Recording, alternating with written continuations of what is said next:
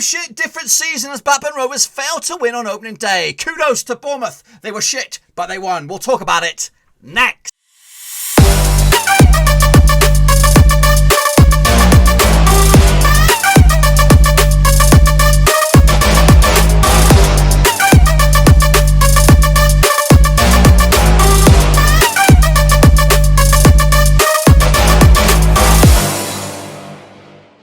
Right, folks, back once again with another match review, this time looking back at Blackburn Rovers opening day in the Championship, a 3-2 loss to Bournemouth, and we'll get to that in just 1 second. If you're new to the channel, smash your subscribe button to get you bang up to date with all things Blackburn Rovers related, Championship related, world football related. We've got it all here, boys. Under one Roski, that's right, boys and girls. So before we jump in the deep end and take a little look at this bad boy, I want a big shout out to, we have a brand new squeaky clean Patreon, that's right, hot off the press. Olaji Ojo joins the old Patreon gang. He makes it number 19, boys. 19. Who's going to make it number 20? Get involved in the old channel. There is a link down below in the description, patreon.com/overseas. So respect to Olaji Ojo for making it number 19 as a patron. We are, again, looking for number 20, but a big respect to all the patrons out there. A lovely little team, a lovely little team, just like my Blackburn Rovers. They are a lovely little team, but unfortunately on the losing side today. So the final whistle has just gone at the Vitality, and it is same shit, different day for Blackburn Rovers as we lose to Bournemouth 3-2 in the end. In a game which I thought we dominated, to be honest with you, and I think we are going to be, I think we walk away with this knowing that the better side lost on this one. But it continues our streak of, 10 years without a victory on opening day. I didn't expect much, to be honest with you. I think in my Championship predictions, I did go with a 2-1 win for Bournemouth. But when you watch the highlights, when you watch the game and you see just how we lost, you'll feel a little bit hard done by, and I think most neutral fans would feel the same. We were the better side, but unfortunately Bournemouth got one lucky strike through Jack Stacey on the 25th minute, and then a couple of really clinical efforts by Bournemouth to put 3 goals past our new keeper. Rovers on the flip side, Bradley Johnson with their barnstorming Bastardo goal, and Adam Armstrong with a closely worked finish as well. And we had a couple of other decent chances as well. Rovers coming out on top with 15 shots on the day, 12 for Bournemouth. 5 shots for Bournemouth on target, 2 for Rovers. We also had more possession in 51% compared to their 49%. You had more passes as well to their 401 passes to their 400. As for the pass accuracy, Bournemouth were more clinical in that regard. 73% of all their passes reaching their return to target, 70% for us. But yes, a decent display for Rovers despite coming away with absolutely nothing. Cammy was in between the sticks. Kaminski, of course, our one and only major signing this season. We had Amari Bella at left back, Derek Williams, Darren Lenihan and Nyambi to make it a back 4. In a 3-man midfield, we had Bradley Johnson, Lewis Holtby and Lewis Travis, doing the business in the middle of the park. Big bad boy Brereton looked lively when he was on the field. He was actually substituted a little bit later on. Adam Armstrong, of course, getting the goal, and Joe Rankin Costello for us. As for the opposition, they had young Travers between the sticks for Bournemouth, Stacey, Mepham, Cook, Kelly and Smith making it a back 4 there. Junior Stanislas, of course, ex-Stingle. We still got the 6th finger on there with on the field there. Cook as well. Lerma, who was a pain in the arse throughout the game, and Gruenveld, who got himself a gold, a.k.a. Danjuma. And then Dominic Solanke up top. Yeah, so the Rovers looked lively, looked promising. And even off the bench, we had an exciting little prospect. Matey boy, young, what's his name? Tyrese Dolan coming on. He looks a bag of tricks, boys and girls. I think he's every player that is the player that we wanted Chappers to be. But he's now coming out on here on his own. Of course, let go by Preston North End, silly billies. But he does look like a handful. To be honest, I don't think he's ready to start games because he has got that little bit of pizzazz, little bit of spunk between his legs. He's a game changer sort of player, someone who can make you stand up from your chair. And I don't think it can last 90 minutes. So his tricks and dazzles could get a little bit frustrating, especially if they're not pulling off. But they were working. They were working for Rovers. But all in all, I think it was a solid performance. I like this formation. I think it does give us a bit of coverage. The only exception would probably be Corey Evans would start usually in favour of Bradley Johnson, and Lewis Holtby pulling the strings in the middle of the park. Yes, we do lack, of course, no Stuart Downing these days. There are talks about defenders coming in, and to be honest with you, right now I wouldn't let Derek Williams go. There are links with him going into the MLS. There's links going in with him to Swansea, and right now I think we're waiting for the sales or the sell-on fees for the likes of Josh King and and David Raya to come through, and maybe that'll give us a bit more options, because I think Derek Williams does adds a bit of depth for our back four, and to be honest with you, right now, we can't let him go. I know there's still a few weeks of the transfer window left to go, but he did look decent, to be honest with you. We did still look very stretched and worrisome at the back, and that is still an area that I think we need 2 or 3 more additions if we're going to be pushing forward. As for Bournemouth, you know what, I expected more from them today. I think they were a little bit sheepish, a little bit clumsy, a little bit lucky to get themselves something out of this one. But that something is all 3 points, so they'll be looking to get themselves back into the top division, of course, next season if they can continue to add wins to their belt. It's still early days, though. It is still early days, and to be honest with you, at the end of this, I still feel confident that Rovers will have a positive season. I'm not saying this is going to be, we're going to have the fantastic season, get into the playoffs. I think we'll have a positive season, and I do believe we'll have a stronger season than we did last season, which we did finish in ultimately 11th. That's my initial digest. Anyway, let's have a little listen what Tony Mowbray had to say shortly after the final whistle as Rovers failed to win at Bournemouth. You heard a little bit what the gaffers had to say, and you heard a little bit what I've had to say. What about you guys on social media then? Let's take a little look then, shall we? Matthew Blackwood said this: "We don't like opening day, do we? On to the next week then." Meanwhile, Chris Martin said, "A defeat is very harsh on us, in my opinion. We played really well throughout. There are a lot of promising signs out there today, and if we play like that every week, I think we'll be all right. Take encouragement from this performance and go again on Tuesday, which is Newcastle." Talk of Ewood said, "An absolute killer. On the whole, really positive performance, but can't think conceding 3 goals so openly. Think this highlights the need for a centre-back and a left-back. 3 top-class finishes from Bournemouth, though. Hashtag Rovers." Jem Bellamy said there's more positives than negatives for me there, folks. Bring on the rest of the season. Hashtag Rovers. Emma Douglas said, "I see Amari Bell has improved. His crosses are weak as piss. No urgency. Gives wingers far too much time and space. Painful," she says. The one and only Deuce, of course, friend of the channel. Hashtag Rovers. "Hard done by the Vitality. Showed some real promise with a high press and some good football going forward at times. We held them to so few chances, but Bournemouth showed their quality that they were allowed. If we kept that level up, though, we'll have a decent season." Josh Boshwell said, "Sign a left back and centre back, and there's a team there. Otherwise, bet every penny you'll have on both teams to score in every Rovers game." Meanwhile, Sean Fox, aka Rover American, said, "No worries. We lost on opening day. What's worse, today's 3-2 loss against relegated Bournemouth or last season's opening day loss to 2-1 to promoted Charlton?" Good valid point there by Sean Fox there. Northern Rovers said, "Disappointing start to the season. Same issue as we had last season in that we are weak defensively. Looking good going forward at times, but the defence needs improving." And Matt Stilto said this: "Entertaining watch. Didn't feel like Rovers deserved to lose today. Got to take those chances and be ruthless if we are to achieve success this season." Opening day hoodoo continues. Yes, it does, boys and girls. Yes, it does.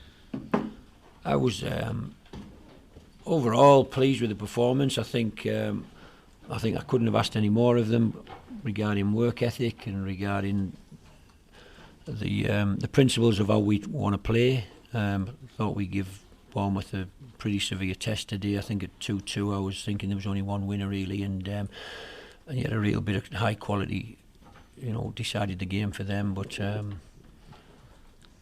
plenty to be proud of today. Plenty of positives for us moving forward against a team much fancied in this division, and so they should be, of course. But there's plenty of positives for us to keep working on and keep building on. Yeah, I think so. It felt like that. It felt, and yet, if you break down their final goal, there's a little misunderstanding 15 yards into their half on an attack from us, and it breaks down, and the boy runs through. He's got really good quality. I've seen him score a goal like that against Benfica in the pre-season. He stepped inside on his right foot. That's the frustration, that we allowed him to step inside on his right foot, but he put it right in the top corner. So, as you'd expect them to have really good quality at the top end of the pitch. I think, we are a club trying to progress and trying to move forward to be competitive at the top end of this league, and I think we should take the belief and confidence from the performance today that we can come to Bournemouth and give them a real test. And and I've just been watching back, trying to study Holtby's the third goal for us. Is it offside? I'm not sure, but if it was really marginal offside, which would have put us 3-2 up. But them's the fine margins of football. 3-2 up, 3-2 down. The positive for us is we came here and give a good account of ourselves, and I think if we perform at that level week in, week out, we'll win plenty of games this season. Yeah, listen, we've got some good players. We've got some young lads who are desperate to do well, and they listen and they take it on board and they want to be good footballers. I think we were all right today.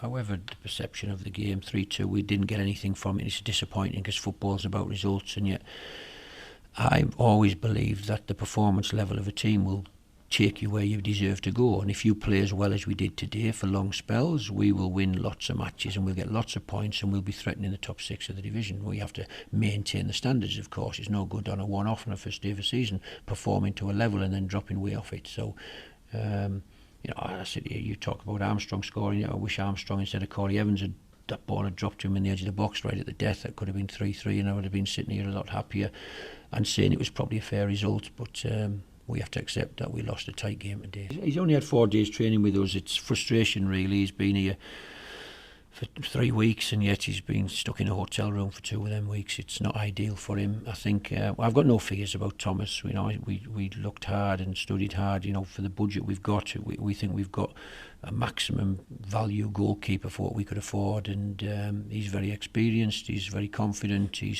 can distribute the ball. He'll be fine for us, I'm sure. Frustrated and disappointed for him that, on his debut he's let 3 goals in. I don't sit here and think, he should have done better on this or he should have done better on that. It's just one of them days. I'm sure he'll help us win lots of games this year and be a real positive for us. Meanwhile, elsewhere in the Championship, it all kicked off yesterday, of course, down at Vicarage Road as Watford, under new management this season, opened up with a 1-0 win over Neil Warnock's Middlesbrough. 1-0 win in the end. The early kickoff today, there was a couple of early kickoffs as well. Birmingham and Rotherham were victorious. Birmingham beating the player finalists last time out, Brentford. 1-0 win for Birmingham. Karanka opened up his account with a win as well. Meanwhile, Wycombe, of course, managed by Rover, matey boy, Gareth Ainsworth, they lost on opening day. Rotherham on the score sheet.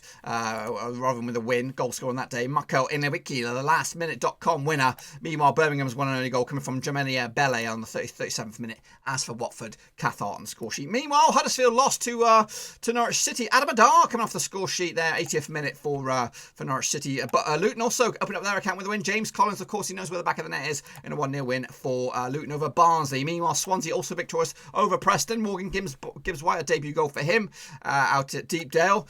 Swansea were victorious. Meanwhile, 0-0 over at the Den as the Gary Rowett derby ended up all square 0-0 there. Meanwhile, Cardiff lost to Sheffield Wednesday. Goodness gracious me, Josh Windhouse on the 4th minute. Jordan Rhodes on the 44th minute to give Sheffield Wednesday a win. Of course, they've got the 12-point deficit, but they've already knocked a bit of that off. Meanwhile, Bristol City were victorious as well on opening day with their new manager, James Patterson, 1-0 with the first goal. Thomas Callas with the winner, Matt Gooden on the score sheet for Coventry in a 2-1 win. Meanwhile, QPR also victorious over Sami Limucci's Forest. 2-0 winners, Landon Dykes from penalty spot and Elias Chair to give QPR an opening day victory, looking good there. And Reading also away day wins over Derby. Lucas Jow, ex-Rover there, and Olivier Ajara with a 2-0 win for Reading.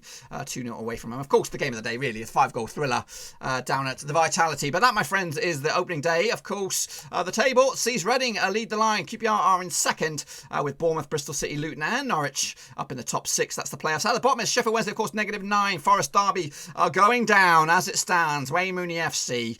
Rovers sitting 13th despite the defeat. That's a couple of goals as well. Meanwhile, next time around, of course, there is the old Carabao Cup midweek. But next week, out in the Championship, we have Coventry take on QPR. That's on the Friday night. Then the early kick-off on Saturday sees Forest up against Cardiff. Brentford will take on Huddersfield. Middlesbrough take on Bournemouth. Reading take on Barnsley. Rotherham take on Millwall. Wednesday, we'll take on Watford. Luton Town taking on Derby. Norwich City taking on Preston. Swansea taking on Birmingham City. Stoke will take on Bristol City. But the game of the weekend will be over at Ewood Park as Rovers take on Wycombe Wanderers, boys and girls. Yes, it is. Gareth Ainsworth going back to his old stomping ground. Anyway, until then, though, that's pretty much it. Pretty much all I've got for you today, folks. Hopefully you enjoyed the video. If you did, smash that thumbs up. But of course, if you are new, bang the old subscribe button to keep you bang up to date. All things Blackburn Rovers related, Championship related, world football related. We're all here under one roof. And again, if you want to go that extra punch, check out the old description. There's links to my other social media platforms. We're in the Twitter, Facebook, and of course, Patreon. If you want to support the channel in another way, that's the place to do it. So, opening day defeat. The run, the hoodoo continues for Rovers. When I say defeat, I mean, we haven't won on opening day. We've drawn a couple, but we haven't won. Technically, we did win. We did beat Doncaster last season, but realistically, this one was always going to be tough. They've just come down from the Premiership. They still got a lot of quality on the field, despite their rigid performance. To be honest with you, we have taken, we'll take the positives with this one and kick on with a little fruity tie, of course, against Newcastle this week. A bit of a free hit, really, for some of the guys there to try and get themselves some confidence, some goals. Adam Armstrong will be looking forward to that one as well, to take on them bad boys. I won't be covering the game on the channel. There's too much going on this week to try and get myself in the swing of things. Hopefully next week we'll have the new backdrop as well, the new look to the show. I have got the new intro running, which is great, but it's just a bit of a cluster this week because we were travelling a little bit earlier in the week to play catch up with all the leagues and stuff, and it's just a bit mind numbing, and I've got other personal business going on which is kind of dragging stuff a little bit. So I do value any support that you give the channel at the moment. I do appreciate that. But yeah, a loss. Scored a couple of goals, bit sloppy at the back, new goalkeeper. Hopefully this week we'll see a couple more additions to the club, but I don't know that. I don't know. I've got no inside knowledge, but if you have got some inside knowledge, get involved in the old chat down below. Who was your man of the match? Give me your predictions or your verdicts of the man of the match today. I did really like Travis, of course, with a bit between his teeth. Brereton looked lively. Who else? Holtby was also a bit of a creative in the middle of the park. And Dolan looks an absolute steal, a freebie. Can't believe we got him for free. He does look a little bit of a Bobby Dazzler on his hands, and hopefully he can be a difference maker this part of the season. So yeah, exciting times ahead. Let's dust ourselves down. Newcastle next in the cup, and then Wycombe, of course. We'll talk about that later on in the week. Until then, though, give the video some love and smash the thumbs up, and of course, smash the subscribe, and I'll see you all on the other side.